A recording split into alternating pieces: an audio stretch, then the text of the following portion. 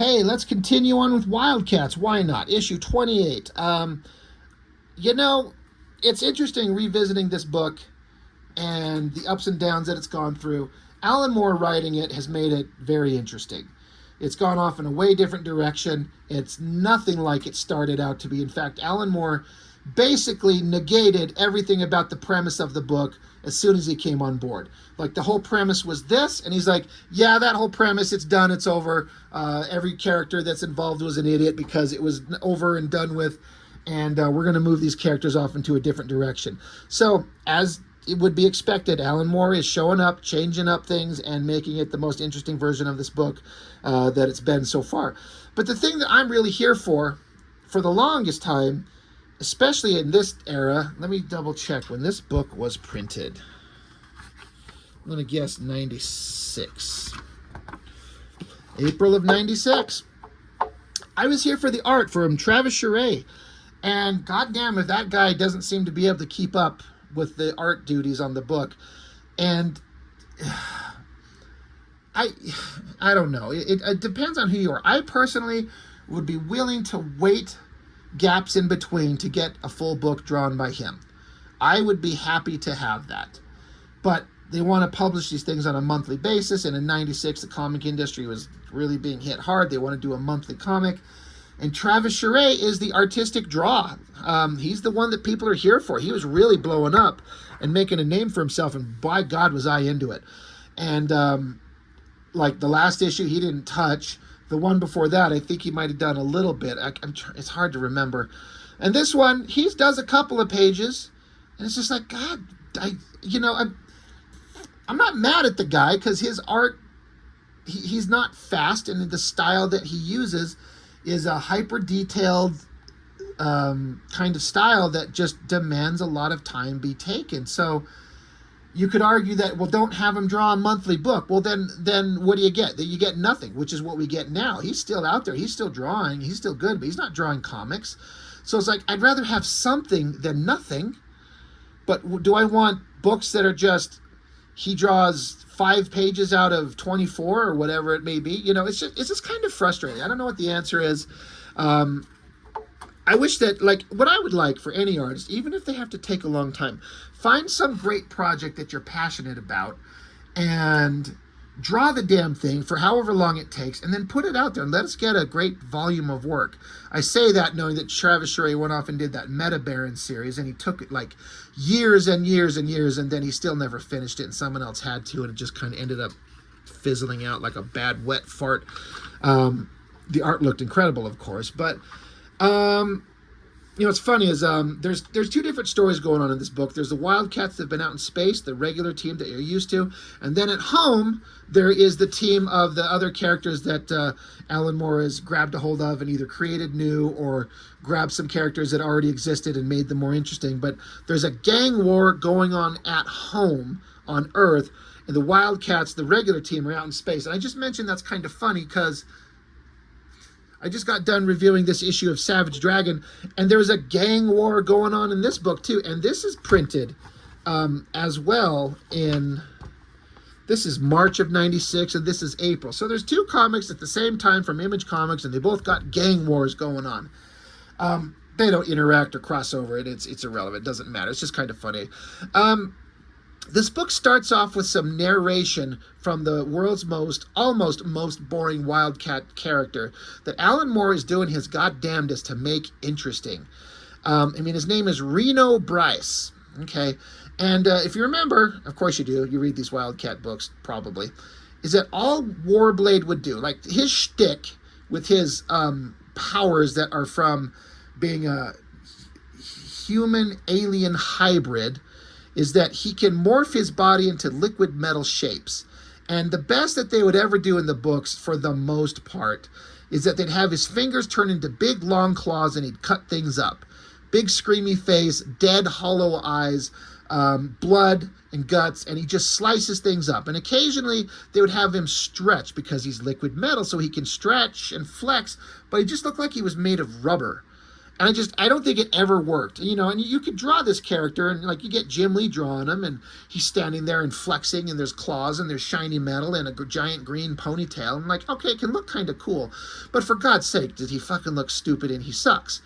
But Alan Moore takes this character, and they go off planet up to their home world of Kara, and Warblade runs into the people that are basically like where he's genetically derived from. These people of like liquid metal, shape-shifting people, and he learns all kinds of fascinating things that he can do with his body shape-shifting abilities beyond just forming claws out of his fingers and ripping alien lizard guts out. And Alan Moore leans into that. It's almost like a spiritual martial art, like a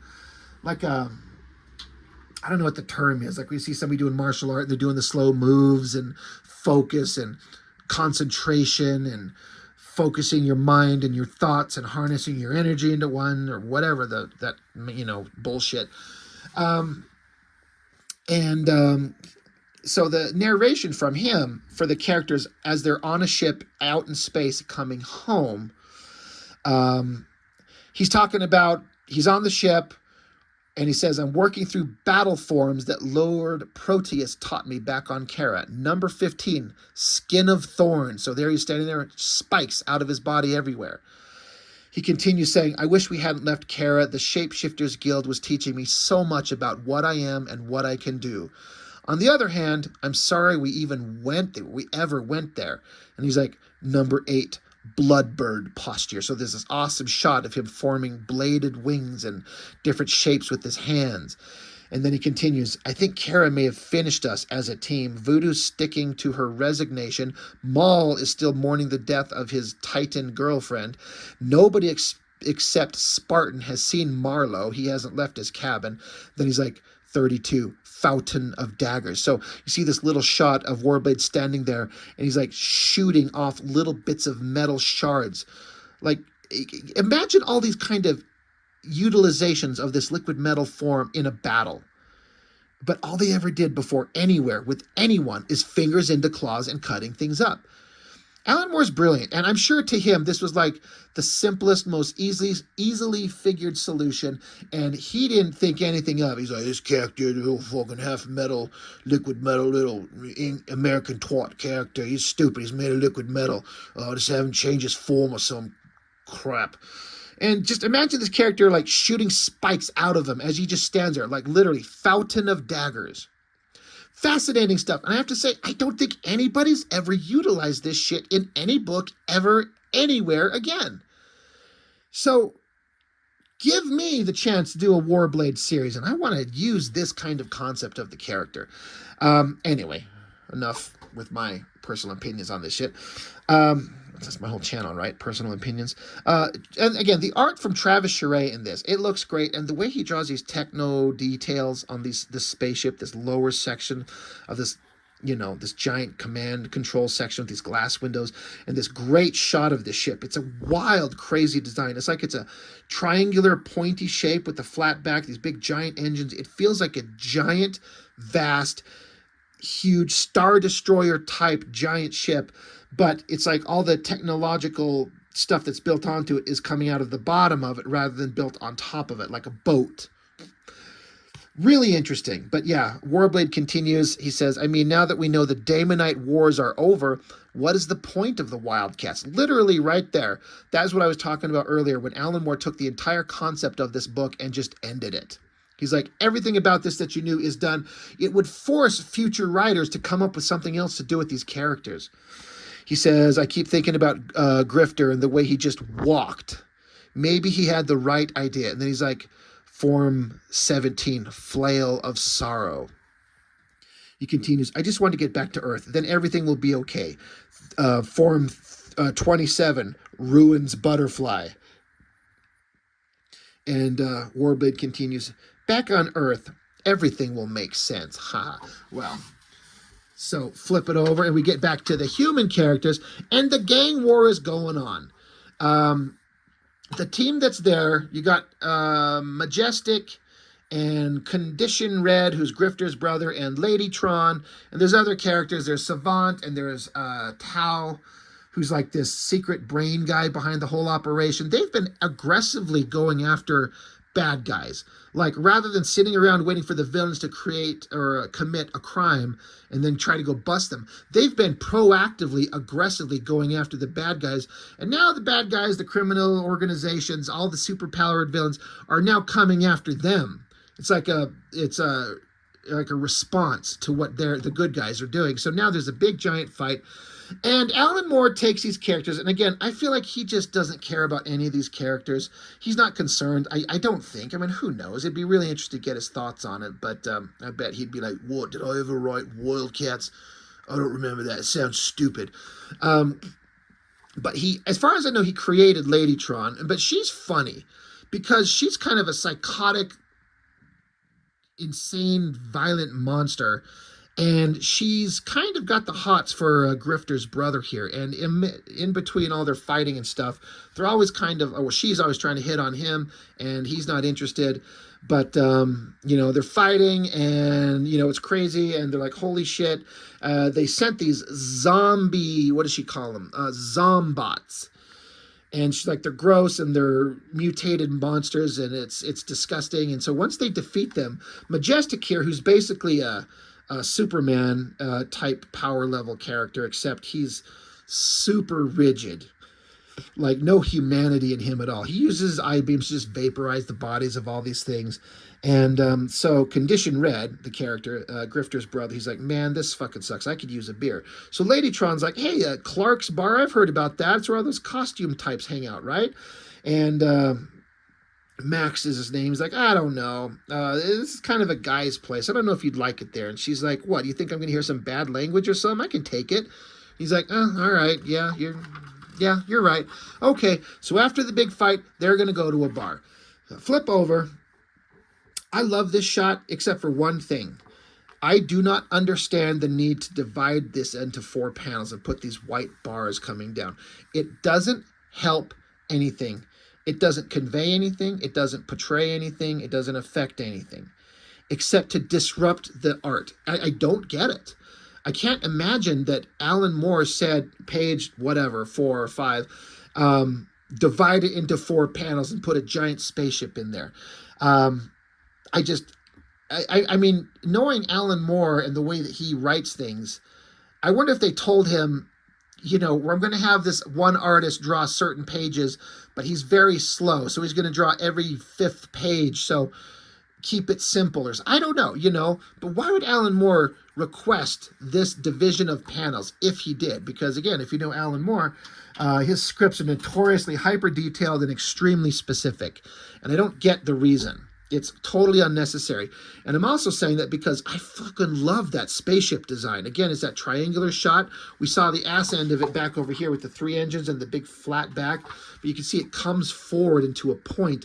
But then all this technology comes down below. It's underneath it. It's like it's almost like a Star Destroyer. Like if you flip it over, I mean, look at that. Most people would design a ship like that.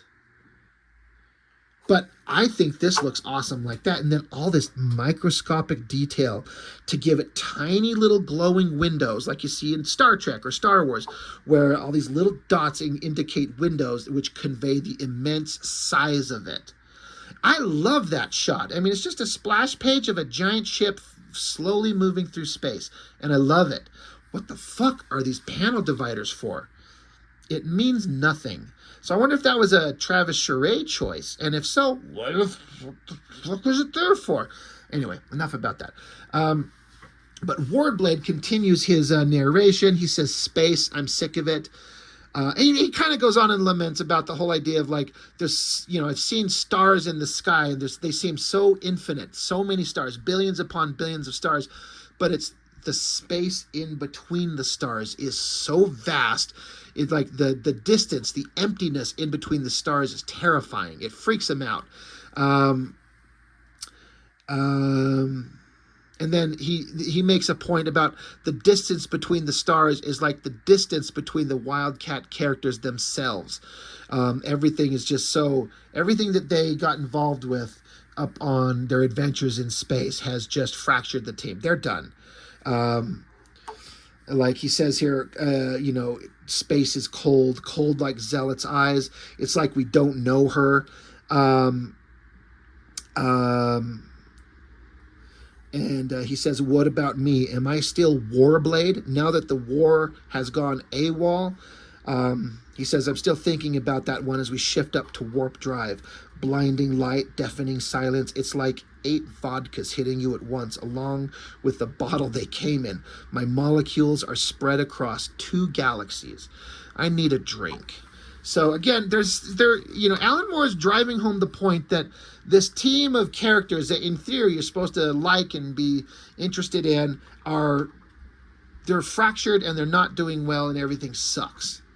So back with the home team, going to Clark's bar. Now this is a concept that I'm pretty sure I actually thought that Warren Ellis introduced this Clark's bar concept in Stormwatch, but I'm guessing it must be an Alan Moore thing because now that I'm reading these, I guess this is his. I mean, it's obviously the Superman symbol, but it's got a C instead of the S. It's Clark's bar. So, and this is where they have versions of all kinds of comic book characters show up at the same bar that are obviously supposed to be characters from different companies, but they all show up at the same place to just hang out. And what's funny is outside is this really fucking horribly drawn Youngblood car. Like, let me bring it up. It's like this artist, I should mention, you got Travis Charest drawing it, but this is Dave Johnson for some of these pages. Then Aaron Weisenfeld shows up at the end. Dave Johnson can draw. Like, that man can do everything. And that Youngblood vehicle is the fucking ugliest vehicle he's ever drawn in his life, and it's 100% intentional. It has to be. He's like, yeah, this is one of these Youngblood vehicles, and it looks fucking ugly. And I think that's hilarious. Is that Alan Moore saying to do that? Or did Dave Johnson throw that in there? Dave Johnson, from what I understand, is a extremely opinionated dude. And I can see him throwing something in there like that because it seems like he doesn't give a fuck what anybody thinks about his opinion, which I respect.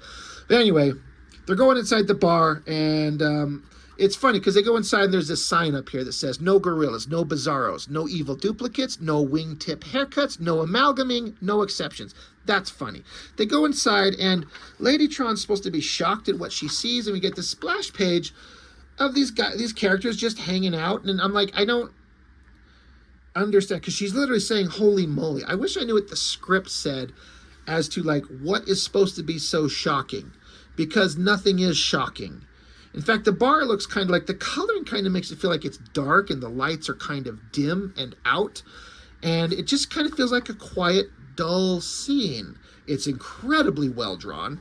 No doubts about that. But I don't get what the shock factor is supposed to be, because it doesn't work. I don't get it. Anyway, they roll up to the bar. There's this funny character. I don't know who this character's supposed to be. He almost looks like a Eric Larson creation. He's like blue with this red design on, these like screws sticking out of him. And so they roll up to the bar, and Maxine here, Ladytron, she keeps talking about how they're finally going on a date. And Max is like, dude, we're not on a date, so shut up. I'm just bringing you to the bar so we can hang out and talk. And yeah, she's saying here, she says, I'm excited. We ain't never been out together before. And he's like, Maxine, for the last time, this is not going out. It wouldn't work out between us. We're not compatible. I mean, just speaking, physically, you don't even have the right equipment. And she says, God, Max, you are so naive. She says, this is 1996. You can buy the equipment. And the character sitting next to him, this shocking revelation of what they said causes his little screws to pop off his body. And then Max looks at him, he's like, what are you looking at? So it's just kind of fun. She's like, yeah, because she's like 90% robot, like RoboCop or something. It's like, we could buy the equipment. It's fine.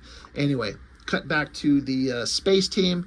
They're coming into Earth. And again, Warblade is talking about how he looks at the planet here and sees this beautiful little blue gem out there in the vastness of space, and he thinks about how everything good and horrible that's ever happened in the history of mankind is right there, this tiny green jewel, fragile and vulnerable in all this blackness.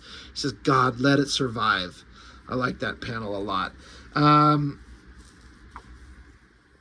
And so he continues saying, this place, Earth, this is where my heart is. This is the place that makes us what we are.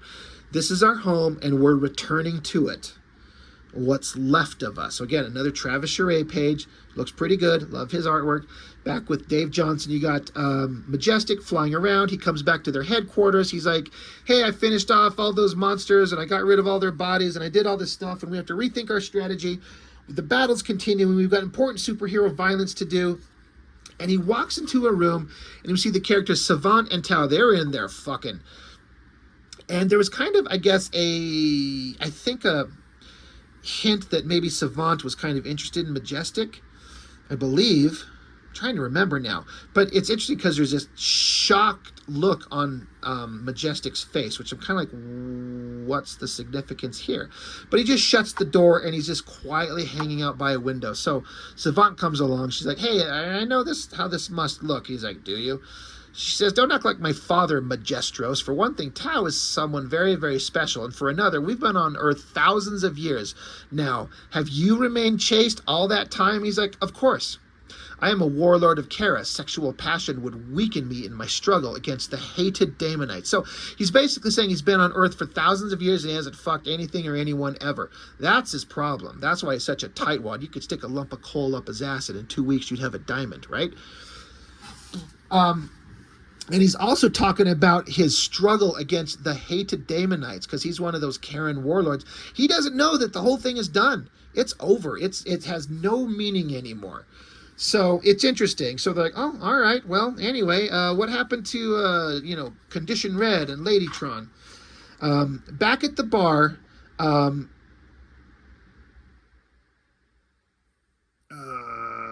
is that Max? Did he go to take a piss? Is that what he did? Sorry, I kind of got lost here for half a second. Yeah, I think he went into the bathroom. He bumped into a guy. And this guy walks into the bathroom, and he's got a suitcase in his hand. Anyway, back with Ladytron, and then she's there, and there's Grifter. Grifter's there, and he's with Deathblow. Grifter was never that interesting, but for some reason he's considered to be the most popular Wildcats character, and I guess I'd have to agree. Who else is the most popular Wildcats character? But that's this guy, Max, Condition Red. That's his brother. They're brothers, and they don't get along. And Deathblow, everyone's most boring, giant, do-rag wearing, muscle-bound murder machine. They're kind of talking with Ladytron, and they're kind of having a good time. So Max shows up to see his brother Grifter, and Max is like, what do you want, Cole? And he's like, nothing. Me and Mike were just quizzing your girlfriend here on the super war you guys started. And Max is like, she's not my girlfriend. What's she been telling you? And so Ladytron's talking with Deathblow. She says, relax. I already told him how you were too scared to go out with girls, didn't I, Mr.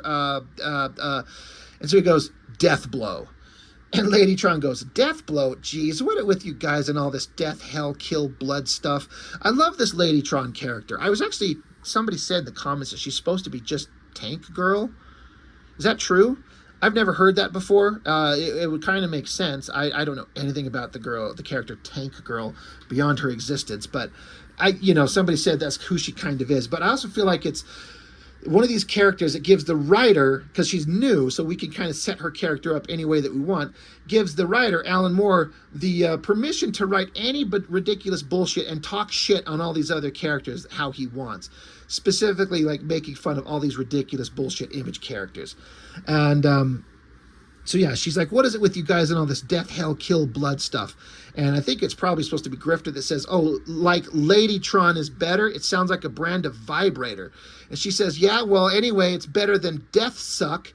And then off-screen, Deathblow says, that's Deathblow. And he's like, what is it, Max? And they notice that the guy who went into the bathroom on the previous page with the suitcase, he went in with the suitcase, he's coming out without a suitcase. So they kind of freak out. They look, and it's a bomb. It blows up the bar, explodes everything.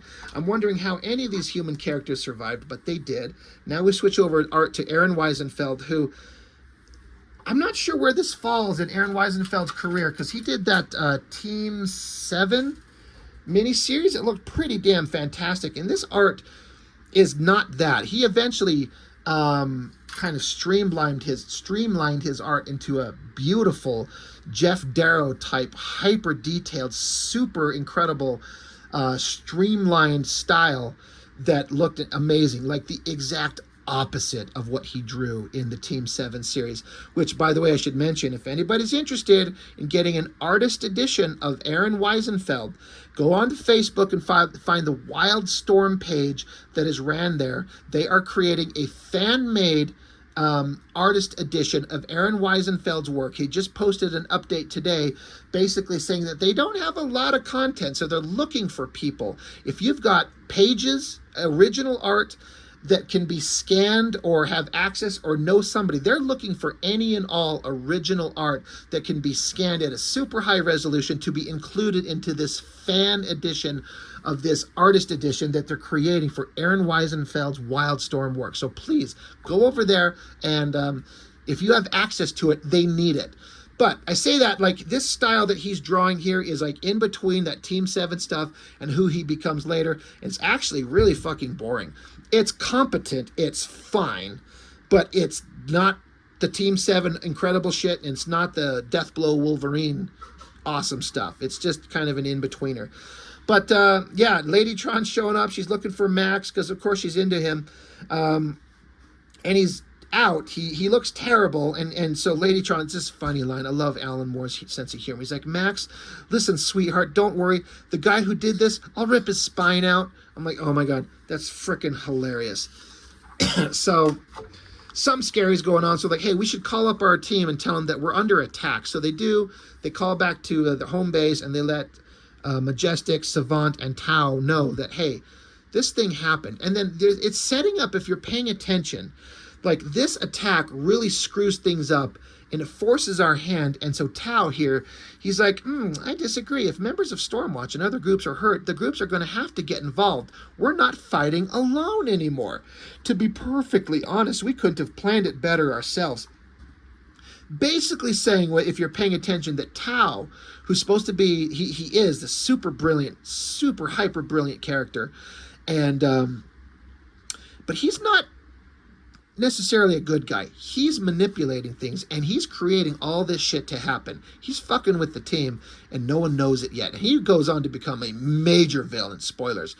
Back with the team in space, it's just this, once again, Travis Charest simplifying his thing. He draws one panel, and it just stats it, repeats it, and all we change is the background through the window to show the ship landing on Earth. It's space, and then it's like a clear sky, lower to the ground, and then we see trees, and he's just like, we're landing on Earth, gravity picks us up, we're landing, it's been a year since we left, holy crap, has it only been a year? It feels like forever. Everything's so different now. Back with the regular characters, Condition Red, Max, he's going to the hospital. He's hurt, but he's going to survive. It's fine. And so Maxine's just kind of waiting. What the hell are we going to do now? We got to wait and see if our teammate's going to survive. And Majestic is like, he'll be fine. Just be there with him. Meanwhile, Tau has called a meeting with certain members of Stormwatch, like he was alluding to before. And it's like, hey, Stormwatch, you were attacked. We were attacked. We should join forces. This would be great. We could really take out all these villainous characters and kick all their asses if we join up. And Stormwatch kind of doesn't like the Wildcats, but they're like, you know, you kind of got a point. Meanwhile, there's some kind of alarm goes off. Something bad's happening, some kind of alarm. So they all kind of group together. Something's going on. We've got intruders. Who's showing up? We're going to go find out. Again, Aaron Weisenfeld's artwork, it's certainly serviceable, but it is not what he becomes later. He becomes so much better than this. And so we get this shot of one of the characters of Stormwatch went through the door, and he gets his ass smacked back, bam, flying back. And then through the door is like burning fire and flames and splatter. And it's like, who the hell is this? What's going on? And you see a silhouette now. Obviously, if you're paying attention, that's Warblade. Got the green ponytail. And he's saying, what the hell is going on? And the team here on Earth, in a Travis Charest page, is looking at who the hell is showing up. And it's like, who knows? It's the end of the book. We don't know. Obviously, it's just the regular team of Wildcats finally rejoining on Earth with the new replacement team of Wildcats. And we're going to see what that's going to look like. But the team is back, and it's supposed to, it's written like it's some kind of like, oh my God, what is this? Well, we know what it is. It's not that big of a surprise. And that's it. So, once again, Alan Moore crafts a very interesting story that gives more heart and motivation and meaning to these characters than have ever existed before. James Robinson started and did really good stuff, and started making the book interesting. Then Alan Moore takes it on here, and it works really well, and it keeps going for quite a while. There's a second volume that goes on for a long run, and I think it's Joe Casey that writes it, and that's my personal favorite run of Wildcats ever. I can't wait to get to that. So until we get there, for now, that's all I've got for this one. Thanks for joining me, and I'll see you next time.